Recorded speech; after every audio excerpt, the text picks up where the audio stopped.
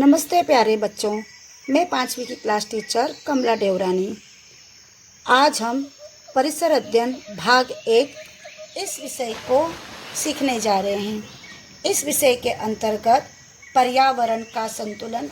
आज हमें इस पाठ को सीखना है। पिछली बार के वीडियो में हमने जाना कि सजीव और निर्जीव भी एक दूसरे पर निर्भर होते हैं। इनके बीच में आपस में सदैव कुछ लेन देन अर्थात अंतरक्रियाएं होती रहती है। पर्यावरण विज्ञान में इन्हीं अंतरक्रियाओं का अध्ययन किया जाता है। आगे के उस भाग में हम सजीव और निर्जीव घटक के बारे में जानेंगे, जैसे आगे के चित्र में दिखाया गया है सजीव तथा निर्जीव घटक। इस चित्र में कुछ सजीव तथा कुछ निर्जीव घटक दिखाए गए हैं। बतख एक सजीव घटक है। इसी प्रकार टिड्डा भी एक सजीव घटक है। अजगर एक सजीव घटक है। चूहा भी एक सजीव घटक होता है। मछली भी एक सजीव घटक है और बाघ भी सजीव घटक है। लेकिन यह जमीन से उखड़ा हुआ सूखा पेड़ निर्जीव होता है। बादलों से बरसात होती है, लेकिन यह एक निर्जीव घटक है। उसी प्रकार पत्थर भी एक निर्जीव घटक है।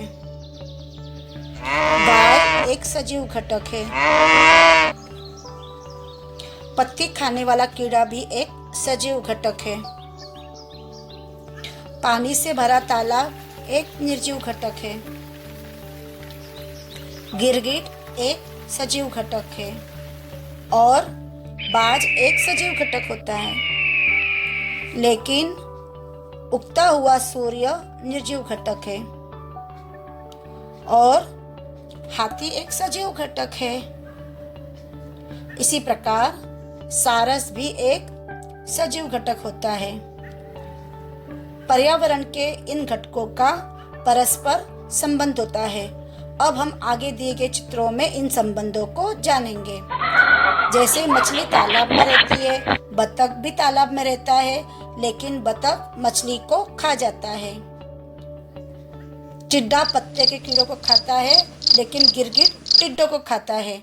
सांप चूहों को खाता है और बाघ सांप को खाता है। सूर्य प्रकाश की गर्मी में पानी भाप में बदलकर बादल बनते हैं। बादल से बरसात होती है और बरसात से तालाब में पानी भरता है। मछली तालाब में रहती है और सारस भी तालाब के आसपास रहता है। सारस मछलियों को खा जाता है। हाथी और बाघ दोनों जंगल में रहते हैं। बाघ गाय को खाता है।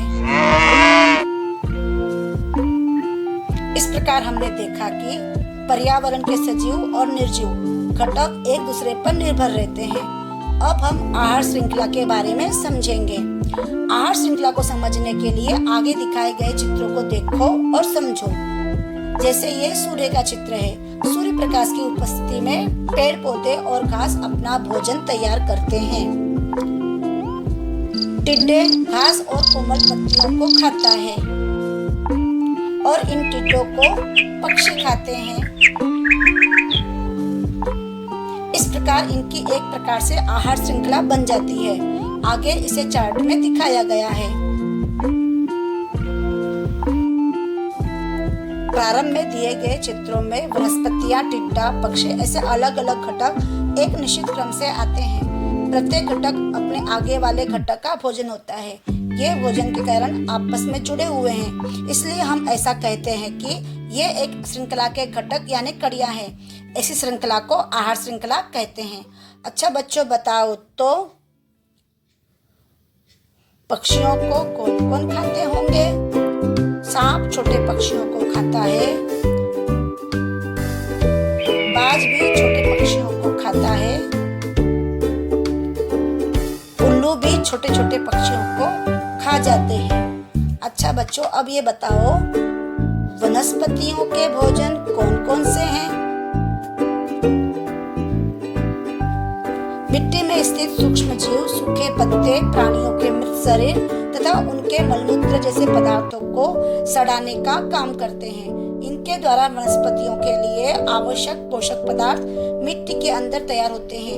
इनका उपयोग करके सूर्य प्रकाश व पानी की उपस्थिति में वनस्पतियां अपना भोजन तैयार करती है। अच्छा, अब बताओ हिरन का भोजन क्या है?